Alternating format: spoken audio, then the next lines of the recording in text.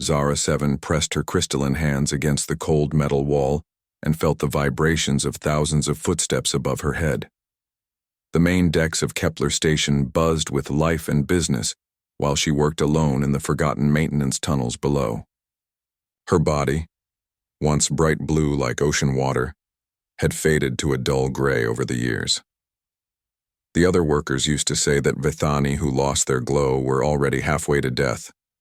She did not care anymore. Death seemed better than this endless emptiness. The atmospheric processor in front of her wheezed and rattled. It was old like everything else in this section of the station. The important parts of Kepler Station got new equipment and regular repairs. Down here in the waste management levels, things only got fixed when they broke completely. That was fine with the station administrators. Nobody important ever came down here. Zara 7 opened the processor panel and studied the worn circuits inside. The Calarian maintenance chief had told her this morning that if she could not fix it by tomorrow, they would just shut down this whole section. 300 families lived in the low-rent housing pods connected to this processor. They would have to find somewhere else to live if the air recycling stopped working. She knew the chief did not really care about those families. Most of them were refugees, outcasts, or members of species that nobody respected. Just like her. Her tools clinked softly as she worked. The sound echoed in the empty tunnel. Sometimes she talked to herself just to hear a voice, even her own. Today, she stayed quiet. The sadness felt too heavy for words. 20 minutes later, she heard footsteps coming down the tunnel. Heavy boots, not the soft padding of most alien species. She froze. Nobody ever came down here except her. Had she done something wrong? Was someone coming to fire her?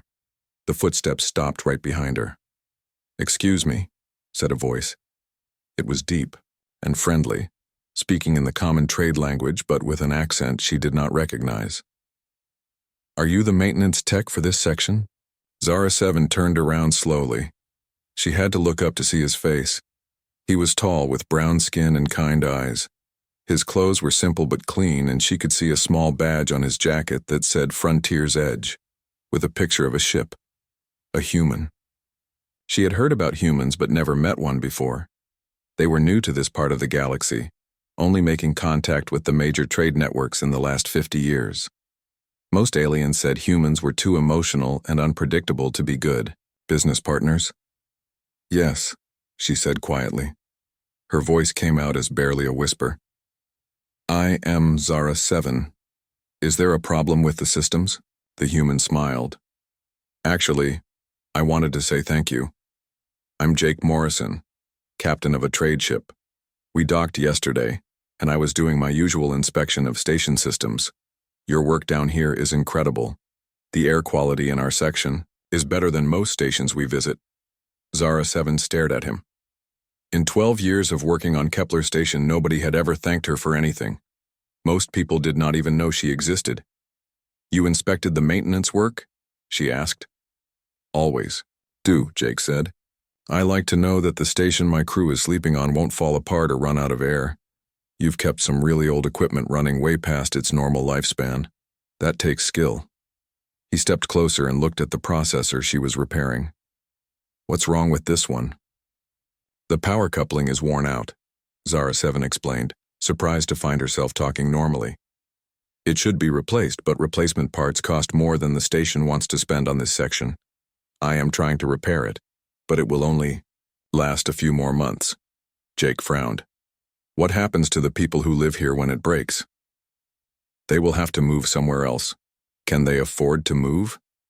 Zara 7 looked at him carefully. Why did he care? No, most of them cannot afford better housing. That is why they live here. Jake was quiet for a moment, studying the broken processor. Then he looked back at her. "You're Vithani, right? I read about your people before coming to this sector. Your species used to be incredible engineers." The words hit Zara 7 like a physical blow. Nobody talked about the Vithani anymore, except to mention how they had all died out. "You read about us?" "Yeah. The report said your people could build machines that lasted for centuries and terraforming equipment that could turn dead rocks into garden worlds. The plague that hit your homeworld was a real tragedy. Zara 7's body flickered with a faint blue light for just a moment before fading back to gray. Most people think we deserved what happened to us. Why would anyone think that? Because we were weak. Because we could not save ourselves, because we are all dying out anyway, so why waste time caring about us? The words came out bitter and angry. She had held them inside for so long. Jake's expression changed. The friendliness was still there, but now it was mixed with something that looked like anger on her behalf. That's the stupidest thing I've ever heard. A plague isn't weakness, it's just bad luck. And you're not dying out. You're right here, keeping this whole section of the station running. He pointed at the processor. Do you have the specifications for the part you need? Yes, but send them to me. My ship has a fabrication unit. It's not fancy, but it might be able to make what you need. Zara 7 felt something she had not experienced in years. Hope. It was small and fragile, but it was there. You would do that? Sure. It's just a part, right? How hard can it be? Jake grinned. Besides, I've got a 3-day layover while we wait for our next cargo pickup. My crew will be happy to have a project to work on. She stared at him. Why? Why what? Why would you help me? You do not know me. Helping me will not make you any money. Other species might think less of you for associating with a Vithani. Jake shrugged. Where I come from, you help people because they need help. It's not more complicated than that. He pulled out a small device and showed her the screen. Here's my communication code. Send me those specifications whenever you're ready. I'll be back tomorrow to see how the repair is going. As he turned to leave, Zara 7 called out, Captain Morrison? Just Jake is fine, thank you. He smiled again. No problem, Zara 7. See you tomorrow. His footsteps echoed down the tunnel until they faded away. Zara 7 stood alone in the silence, but for the first time in years, it did not feel empty. She looked down at her hands and saw a faint shimmer of blue light dancing across her crystalline skin. That night she sent Jake the specifications he had requested. She also did something she had not done in a very long time. She allowed herself to hope that tomorrow might be better than today. 3 levels above, in the main commercial district of Kepler Station, Director Voss sat in his office reviewing the day's business reports. His assistant, a nervous Pelian, named Crix, shuffled through a stack of papers. Sir, there's something odd in the daily logs, Crix said. One of the human traders was seen in the lower maintenance levels today. Captain Morrison from the Frontier's Edge? Director Voss looked up from his reports. What was he doing down there? Unknown, sir. He spoke with the Vithani maintenance worker for several minutes. Interesting. Director Voss leaned back in his chair. Keep an eye on that. Humans are unpredictable. I want to know if he's planning something that might affect station operations. Crix nodded and made a note in his files. Neither of them thought much more about it. After all, what could one human trader and a dying alien possibly do that would matter to anyone important? They would find out soon enough. Jake Morrison kept his promise. The next morning he arrived in the maintenance tunnels carrying a small metal box and wearing a grin that could light up the dim corridors. Good news, he said, setting the box down next to Zara 7's work area. My engineer Amy says this part should work even better than the original. She added some improvements based on human designs. Zara 7 opened the box with trembling hands. Inside was a power coupling that gleamed like new steel. It was clearly made from different materials than Vithani technology, but the design was elegant and efficient. This must have cost you a lot of money to fabricate. Not really. We had most of the materials already, and Amy loves a good engineering challenge. Jake knelt down beside her as she examined the part. Will it work? Yes, Zara 7 said, and for the first time in years, her voice carried excitement. This is actually better designed than what we had before. It should last much longer. As she installed the new coupling, Jake watched her work. Her movements were precise and confident, nothing like the broken creature most people saw when they looked at her. You really know what you're doing, he said, My people were engineers for thousands of years before the plague, Zara 7 replied, without looking up from her work. I learned from the old masters when I was young before they all died. What was your homeworld like? Zara 7 paused in her work. Nobody had asked her that question in decades. Beautiful. We built cities that grew like crystals from the ground, powered by the planet's natural energy. Our machines worked with nature instead of against it. The air was always clean, the water always pure. It sounds amazing. It was. Her voice grew sad. The plague came from space, a disease that attacked our crystalline biology specifically. Within 5 years, billions of us were dead. The survivors scattered across the galaxy, but most died alone on alien worlds. Jake was quiet for a moment. How many of you are left? I do not know. Maybe a few hundred. Maybe less. We do not stay in contact. It is too painful to watch each other fade away. That's terrible. Jake's voice was full of genuine sympathy. You shouldn't have to face that alone. Zara 7 finished installing the coupling and activated the processor. It hummed to life with a sound much smoother than before. Clean air began flowing through the vents again. Thank you, she said. You have probably saved those families from losing their homes.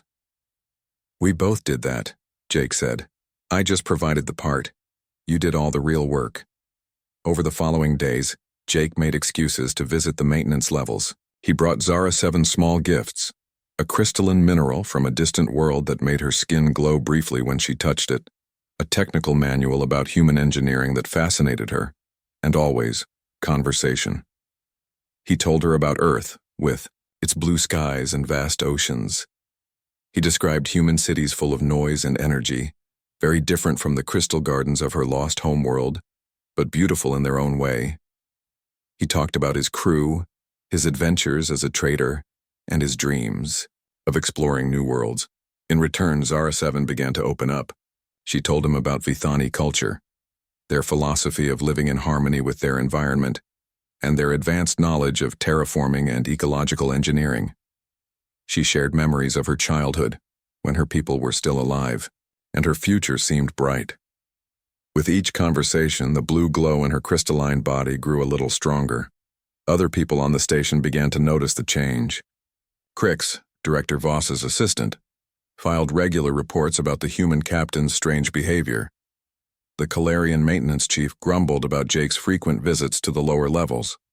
Some of the other traders in the commercial district started making jokes about the human who had befriended a crystal ghost.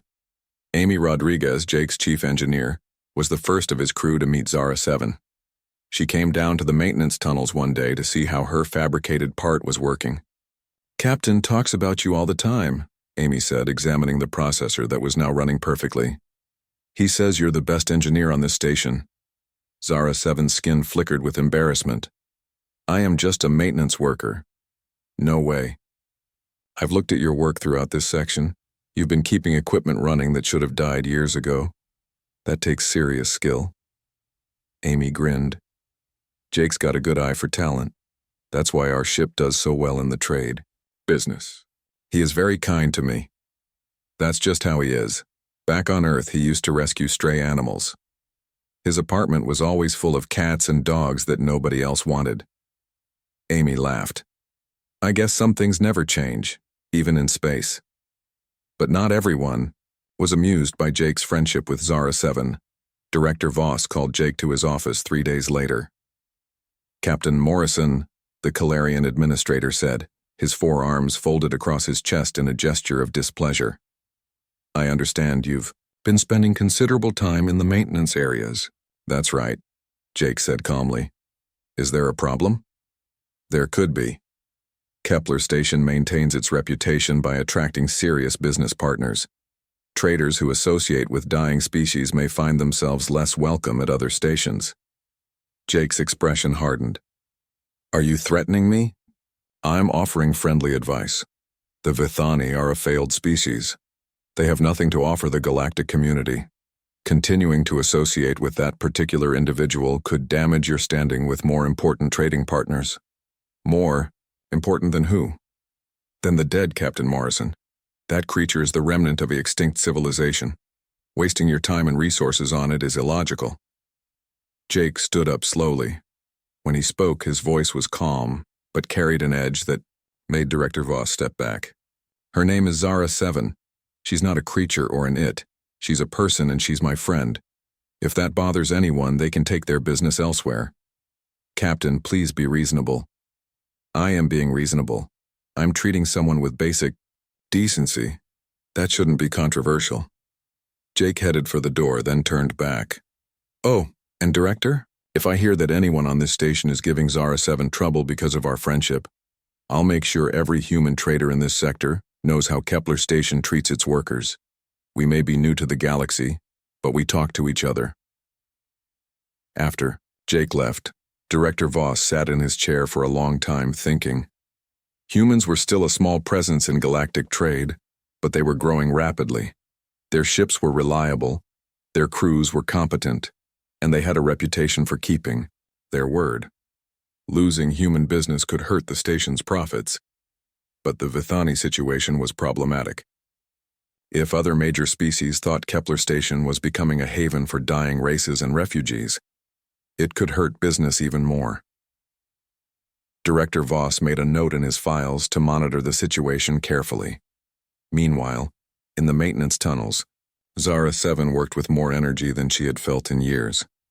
Her skin now showed flickers of bright blue light throughout the day. She had even started singing old Vithani songs while she worked, something she had not done since her homeworld died. For the first time in decades, she was not just surviving. She was beginning to remember what it felt like to be alive. Jake visited her every day now, sometimes bringing other members of his crew. Ben Parker, his young communications officer, was fascinated by Vithani history and asked endless questions. Lisa Chen, the ship's medic, was interested in Vithani biology and how it differed from other species. You know, Jake said one evening as they sat in a small alcove where Zara 7 took her breaks, I've been thinking. There must be other Vithani survivors out there. Maybe they're just as isolated as you were. Zara 7's glow dimmed slightly. Even if there are, what difference would it make? We are still a dying people. Maybe. Or maybe you just need to find each other again. Jake looked thoughtful. What if there was a way to locate other survivors, to bring your people back together? It is impossible. We have no government, no central communication system. Most of us are probably dead by now, but some aren't. You're proof of that. Jake's eyes lit up with the enthusiasm Zara 7 had come to recognize. What if we could find them? Zara 7 stared at him. The idea was terrifying and wonderful at the same time.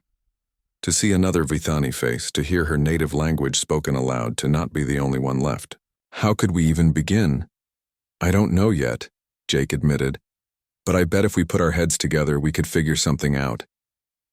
That night, Zara 7 lay in her small quarters and let herself imagine something she had not dared to dream about in 50 years. What if she was not alone? What if there was still hope for her people? The blue light in her crystalline body glowed steadily through the darkness, brighter than it had been since the day her homeworld died. 2 weeks later, Jake arrived in the maintenance tunnels with excitement written all over his face. He carried a datapad covered with star charts and navigation routes. I think I found something, he said, settling down next to Zara 7's work station. Ben has been monitoring galactic communication networks, looking for any mention of Vithani survivors. Most of the records are old, but we found references to ruins on 12 different worlds. Zara 7 looked up from the air filtration unit she was repairing. Ruins, yes. My people had many colonies before the plague, but they have all been searched by scavengers. Nothing of value remains. That's what everyone thinks, Jake said, spreading the star charts on the floor. But what if they were looking for the wrong kind of value? What if your people hid important things that only other Vithani could find? What do you mean? Jake pointed to one of the marked systems on his chart. Kairos Prime. It's only 3 days from here by hyperspace jump. Records show it was a Vithani research facility, abandoned during the plague. 7 different salvage teams have been there over the past 40 years. They all reported the same thing. Picked clean. Nothing left but empty buildings. Zara 7 studied the chart. She remembered Kiros Prime from her childhood lessons. It had been one of their most important research centers, where the greatest minds of her people worked on advanced terraforming projects. Even if something was hidden there, I would not know how to find it. I was just a child when the plague began. But you're still Vithani, Jake said. Your people were incredible engineers. They must have built safeguards into their important facilities, things that only their own kind could access. The idea was both thrilling and terrifying. Zara 7 had spent so many years trying to forget her past, to accept that her people were gone forever. The thought of returning to one of their ancient places, of possibly finding remnants of their lost knowledge, made her crystal body flicker with nervous energy. It would be dangerous, she said quietly. Kairos Prime is in neutral space. Pirates and smugglers use that system as a base, and if we found nothing, then we come back here and you keep fixing air processors, Jake said with a gentle smile. But what if we find something amazing? What if your people left behind the key to rebuilding your civilization? Amy Rodriguez chose that moment to climb down into the maintenance area. She had been listening from the tunnel entrance. Are you too seriously planning to go treasure hunting on a dead world? Not treasure hunting, Jake said. Archaeological research. Same thing, just with fancier words. Amy grinned and sat down with them. Count me in. The frontier's edge could use some excitement, and I've always wanted to see Vithani architecture up close.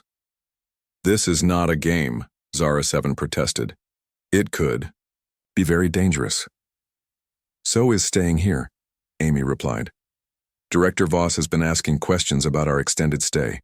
I think he's planning to cause trouble for you because of your friendship with Jake. Jake's expression darkened. What kind of trouble? Ben intercepted some of his communications. Voss has been talking to other station administrators in this sector, suggesting that Kepler Station might need to clean up its image by removing undesirable elements. Zara 7 felt her hope crumble. She had been foolish to think things could really change. He means me. Yeah, probably. Amy's voice was matter-of-fact. Which gives us even more reason to take this trip.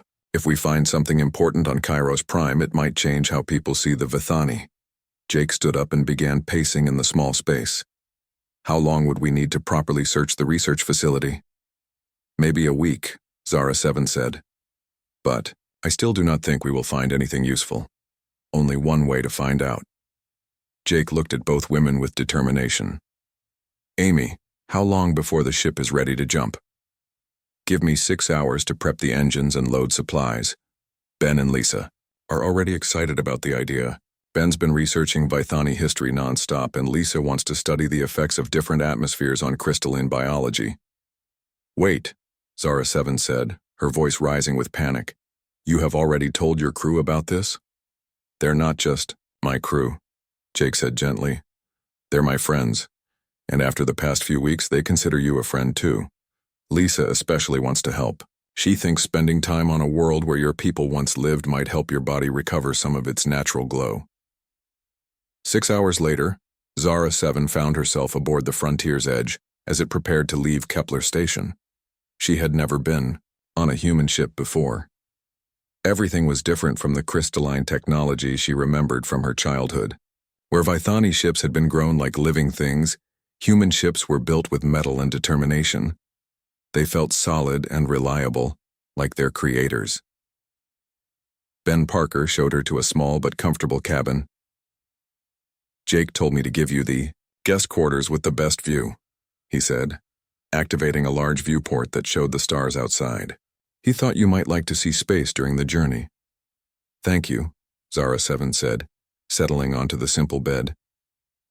Through the viewport, she could see Kepler Station growing smaller as they moved away. For the first time in 12 years, she was leaving the place that had been both her prison and her refuge. The hyperspace jump to Kairos Prime took 3 days.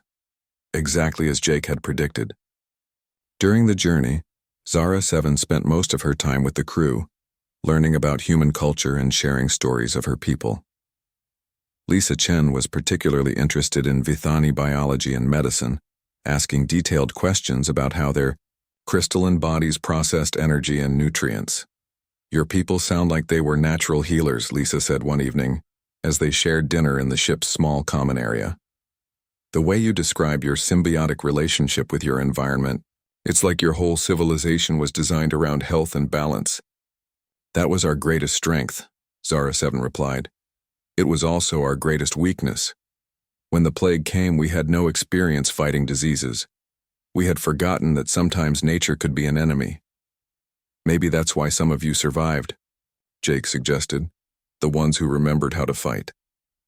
When they finally arrived at Kairos Prime, Zara 7 pressed her face to the viewport and gasped. The planet below was a barren gray world, but she could still see the geometric patterns where her people's cities had once stood. Crystalline towers that had once reached toward the sky now lay shattered across the landscape, like broken glass. "It's heartbreaking," Amy said softly, standing beside her, "but also beautiful. I can see why your people chose this place." They landed near what had once been the main research complex. The buildings were intact but empty, their crystal walls clouded with age and neglect.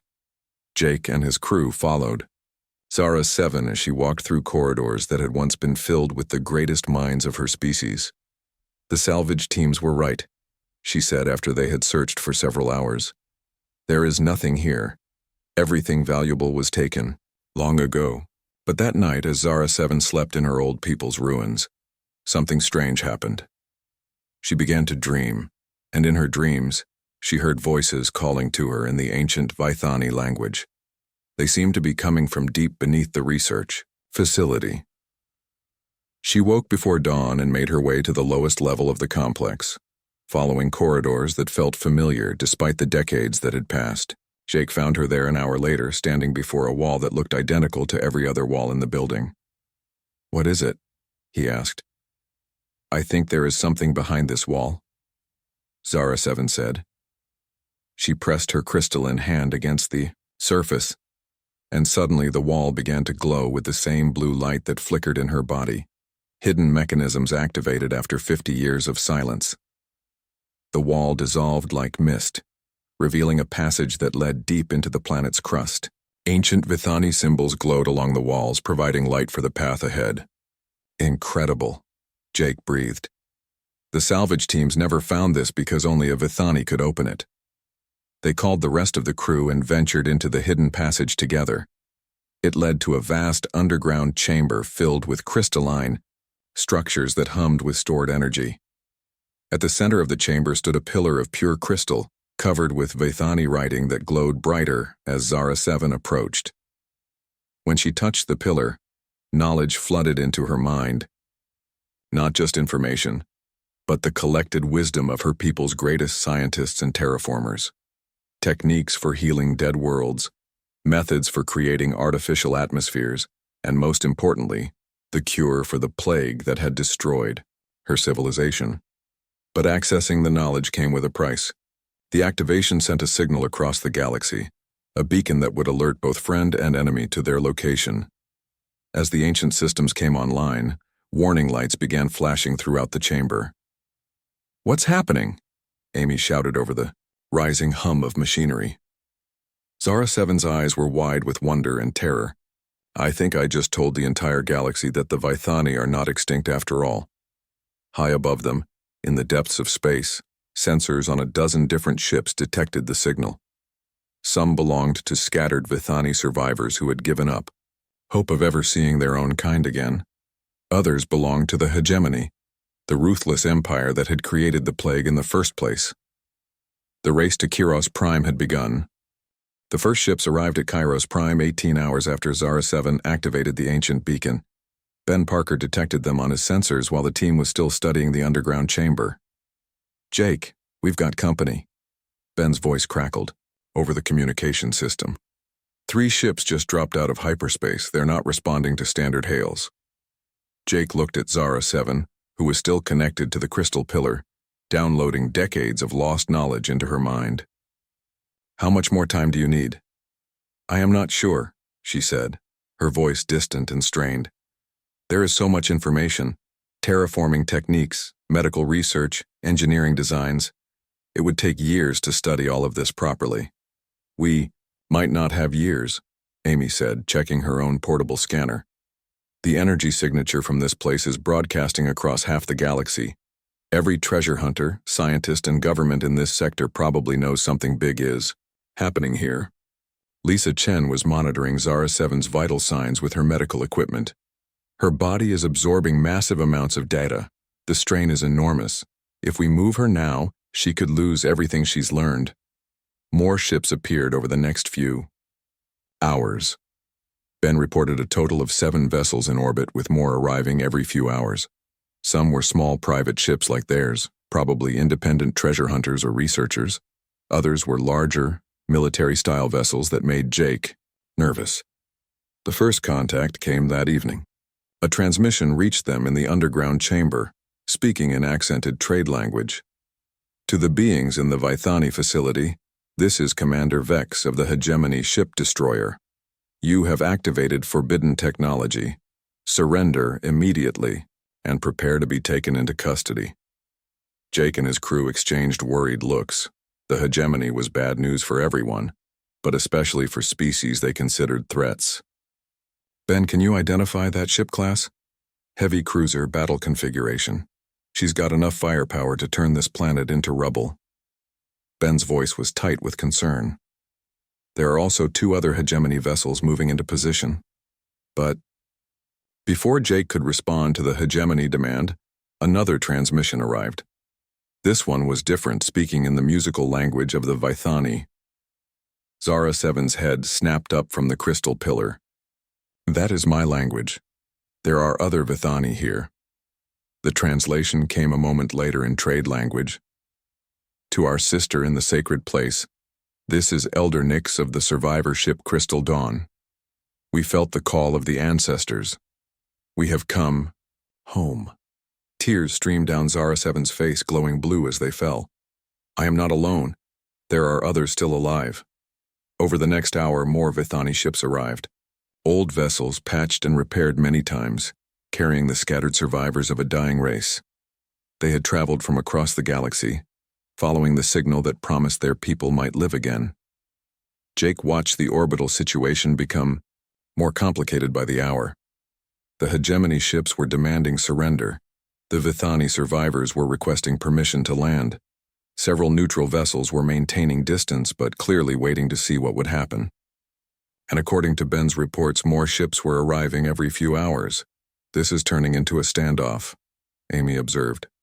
"The Hegemony can't attack while there are neutral observers, but they're not going to let us leave with whatever Zara 7 found down here." "What exactly did you find?" Jake asked Zara 7, who was finally disconnecting from the crystal pillar. Zara 7's crystalline body now blazed with bright blue light, brighter than Jake had ever seen her. The knowledge she had absorbed had restored something fundamental in her biology. "Everything," she said simply. "The complete records of our terraforming technology. Medical advances that could cure diseases across dozens of species. And most important, the cure for the plague that destroyed my homeworld."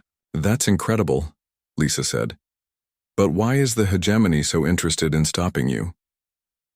"Because they created the plague," Zara 7 replied quietly. "It was not a natural disease. The Hegemony engineered it specifically to destroy my people because our terraforming abilities threatened their expansion plans. They wanted our worlds, but not us." Jake felt anger build in his chest. "They committed genocide." "Yes. And if the galaxy learns the truth, it could destroy the Hegemony's reputation and power. They cannot allow that knowledge to survive." The situation deteriorated rapidly over the next day. More Hegemony ships arrived, creating a blockade around the planet. The Vithani survivors were trapped in orbit, afraid to land but unable to leave. Several neutral vessels departed, rather than risk being caught in a conflict. Director Voss arrived aboard a Calarian diplomatic ship, ostensibly to negotiate a peaceful resolution. In reality, Jake suspected he was there to claim salvage rights to any valuable technology they found. The breaking point came when the hegemony commander issued an ultimatum. You have 12 hours to surrender the Vithani terrorist and all downloaded information. Failure to comply will result in the destruction of all vessels in this system. Jake gathered his crew in the ship's common area that evening. Outside, the ancient Vithani city glowed faintly in the planet's twilight. Above them, nearly 20 ships waited in tense formation. They're going to kill us all, Ben said bluntly. The hegemony doesn't leave witnesses when they're covering up war crimes. Maybe we should consider surrendering Zara 7, Lisa suggested reluctantly, if it saves everyone else's lives. No, Jake said firmly. We don't abandon friends. That's not who we are. Then what do you suggest? Amy asked. Our ship is fast, but we can't outrun a hegemony battlecruiser. Jake was quiet for a long moment, thinking. Then he smiled, the same expression Zara 7 had learned to recognize when he was planning something crazy. What if we don't run? What if we make a stand? Against 3 hegemony warships. Ben stared at him. Jake, I know you're optimistic, but that's suicide. Not just us, Jake said. All of us. The Vithani survivors, the independent ships, even some of the neutral observers. Most of these people came here because they're tired of the hegemony's bullying. What if we gave them a reason to fight back? Amy looked thoughtful. You want to start a rebellion? I want to give people a choice. Stand up to the hegemony together, or watch them destroy anyone who threatens their power. Jake stood up and began pacing. Zara 7 has knowledge that could help dozens of species. Terraforming technology, medical advances, clean energy systems. The hegemony wants to bury all of that to protect their own interests. Zara 7 had been listening, quietly from the corner. Now she spoke up. It is too dangerous. Too many people could die. People are going to die anyway, Jake replied gently. The hegemony isn't going to let any witnesses leave this system alive. But if we work together, maybe we can save most of them. Over the next few hours, Jake used every communication channel available to contact the other ships in orbit. He spoke to Vithani elders who had thought their people were extinct. He talked to independent traders who were tired of hegemony extortion. He reached out to scientists who wanted access to advanced Vithani knowledge. Slowly, a coalition began to form. The Vithani survivors agreed to share their ancient defensive technologies. Several independent ships volunteered to modify their vessels for combat. Even some of the neutral observers began secretly providing intelligence about hegemony ship movements. Director Voss tried to negotiate a separate deal with the hegemony, offering to hand over Zara 7 in exchange for safe passage for his diplomatic ship. But Jake had anticipated this betrayal. Ben Parker had been monitoring all communications in the system. Attention all vessels, Jake broadcast on an open channel. Director Voss of Kepler Station is attempting to surrender a sentient being to the hegemony in exchange for his own safety. This is the same Director Voss who called the Vithani a failed species not worth protecting. The revelation caused an uproar among the assembled ships. Several captains who had been undecided about joining Jake's coalition now pledged their support. The moral clarity of the situation was becoming impossible to ignore. With 6 hours left before the hegemony ultimatum expired, Jake stood in the ancient Vithani chamber with Zara 7. Around them, crystalline technology hummed with power as she prepared to upload the downloaded knowledge to every ship in their growing alliance. Are you sure about this? She asked. Once this information spreads, there will be no hiding it. The hegemony will hunt us across the galaxy. Jake smiled and took her crystalline hand in his human one.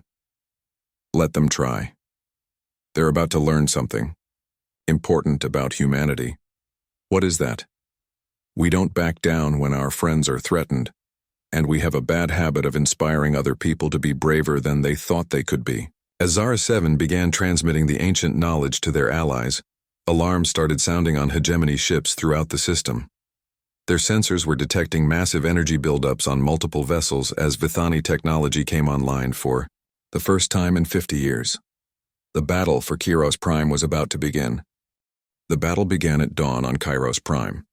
The hegemony ships had moved into attack formation during the night, preparing to destroy every vessel in the system. Commander Vex's final transmission was cold and brutal. "You have chosen extinction. So be it." But as the hegemony weapons powered up, something unexpected happened. The ancient Vithani ruins across the planet's surface began to glow with brilliant blue light. Zara 7, still connected to the crystal pillar deep underground, was not just sharing knowledge with their allies. She was awakening the planet itself.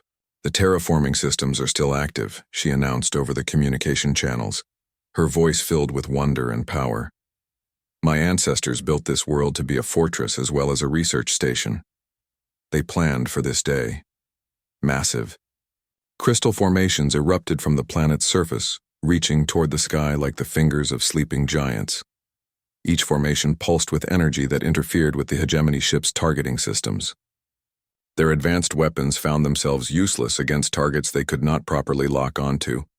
Elder Nix's voice came across the Vithani channel, speaking in their ancient language before switching to trade speech. "Children of the crystal, our ancestors call to us. Remember who we were. Remember who we can be again." The Vithani survivor ships began to change.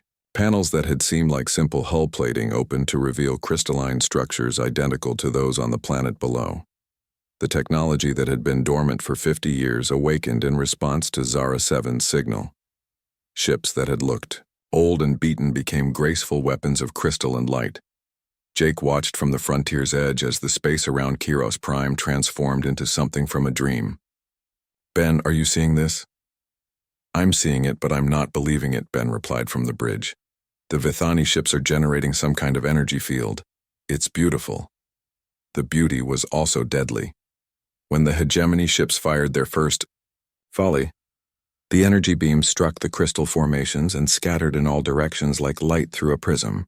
Some of the scattered energy struck the hegemony vessels themselves, causing significant damage to their own weapon systems. Commander Vex tried to adapt his tactics, ordering his ships to target the planet's surface directly. But Jake's coalition was ready for this. The independent traders and neutral vessels that had joined their cause might not have crystal technology, but they had something else: determination and the element of surprise. Amy Rodriguez had spent the night modifying their ship's engines with help from Vithani technical data. When the hegemony ships moved to attack the planet, the frontier's edge streaked past them at impossible speed, its weapons targeting the command ship's communication arrays. "This is for calling our friend a terrorist," Jake said as their weapons found their mark. Other ships in their coalition followed similar attack patterns, using hit-and-run tactics to disable hegemony systems without engaging in direct combat. It was a strategy that played to their strengths: speed, unpredictability, and intimate knowledge of their own vessels. But the real turning point came when Zara 7 made a decision that surprised everyone, including herself. Instead of staying safely underground, she emerged from the ancient facility and stood on the planet's surface, her crystalline body blazing with light visible even from orbit. "What is she doing?" Lisa asked, monitoring the situation from the ship's medical bay. The answer came as crystal formations across the planet began to resonate with Zara 7's energy signature. The terraforming technology that had been designed to create life was now being used to protect it. Atmospheric processors that had been dormant for decades roared to life, creating massive electromagnetic storms that disrupted hegemony sensors and communications. More importantly, the planet itself began to heal.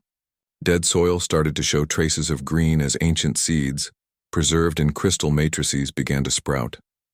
Water began to flow in riverbeds that had been dry for 50 years. The dead world was coming back to life in real time. The sight had a profound effect on everyone in the system. This was not just a battle between ships. This was a demonstration of what the Vithani could offer the galaxy: the power to bring dead worlds back to life, to heal the damage that centuries of war and exploitation had caused. Director Voss, watching from his diplomatic vessel, began to understand the magnitude of what he was witnessing. This was not about salvage rights or trade agreements. This was about the future of galactic civilization itself. Several neutral ships that had been preparing to leave the system suddenly changed course and moved to support Jake's coalition. The captain of a Pelion cargo hauler broadcast on all frequencies. If they can bring life back to a dead world, maybe they can help save my homeworld too. I'm tired of watching the hegemony destroy everything they touch.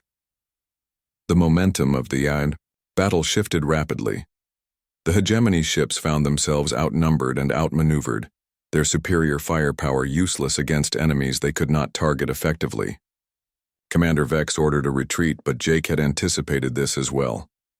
Ben, open a channel to all ships in the system, Jake ordered. Channel open, Captain. Jake's voice carried across space to every vessel, friend and enemy alike. Commander, Vex, you came here to destroy evidence of your war crimes. Instead, you've given the galaxy a demonstration of what the hegemony really is. Bullies who would rather destroy knowledge than share it. He paused, looking out at the transformed planet below. The Vithani aren't asking for revenge, they're offering hope. They want to share their knowledge freely with any species that needs it. Terraforming technology to heal damaged worlds. Medical advances to cure diseases. Clean energy systems to replace the pollution that's choking so many civilizations. The coalition ships began moving into formation around the retreating hegemony vessels, not to attack, but to escort them out of the system. It was a display of strength and mercy that caught everyone by surprise. The hegemony can leave, Jake continued, but the galaxy will know the truth about what happened here. They'll know that you tried to suppress technology that could save billions of lives just to protect your own power. Commander Vex's response was full of rage and frustration. This is not over, human. The hegemony has a long memory. So do we, Jake replied calmly. And so does everyone watching this broadcast. As the hegemony ships disappeared into hyperspace, Jake's crew gathered on the bridge to watch the continued transformation of Kiros Prime. The planet that had been a dead rock when they arrived was now showing patches of green and blue. Clouds were forming in an atmosphere that had been thin and lifeless just hours before. Zara 7's voice came over the communication system, filled with joy and exhaustion. It is done. The planet lives again, and my people have a home. Over the yaw. Following days, Vithani survivors from across the galaxy began arriving at Kiros Prime. Ships that had been wandering aimlessly for decades finally had a destination. Families that had been separated by the plague were reunited. Children who had never seen another Vithani finally met others of their kind.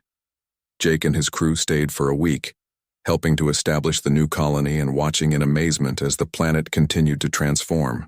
Ancient Vithani architecture began to grow from the crystal formations, creating cities that were both familiar and entirely new. On their last day, Zara 7 found Jake standing on a hill overlooking the growing settlement. Her crystalline body blazed with health and happiness, a far cry from the dim, lonely figure he had first met in the maintenance tunnels of Kepler Station. I still cannot believe this is real, she said, settling down beside him. A month ago I thought I was the last of my people. Now we have a chance to rebuild everything we lost. You were never the last, Jake replied. You were the first. The first to remember that your people were worth saving, the first to hope again, the first to trust that someone else might see the value in who you are. They sat in comfortable silence, watching Vithani children play in gardens that had not existed the day before. Above them, ships from dozens of species orbited the planet, waiting their turn to negotiate for Vithani terraforming assistance. The galaxy is going to be very different now, Zara 7 observed. Jake smiled. Different how? Better, more alive, more hopeful. She looked at him with genuine curiosity. Why did you help me? Really? You could have just walked away that first day in the tunnels. Jake considered the question seriously. Where I come from, we have a saying, no one gets left behind. It doesn't matter if you're human or alien, rich or poor, powerful or forgotten. Everyone deserves a chance to be something more than what they are today. Is that a human philosophy? It's the best part of human philosophy, Jake replied. We're not perfect. We make mistakes, we fight among ourselves, we sometimes give up too easily. But when we're at our best, we see potential where others see failure. We believe in second chances even when logic says there's no hope. Zara 7 was quiet for a moment. Then she said, My people have a saying too. The crystal that shines alone is beautiful, but crystals that shine together can light up the darkness. I like that, Jake said. I think our peoples will get along very well.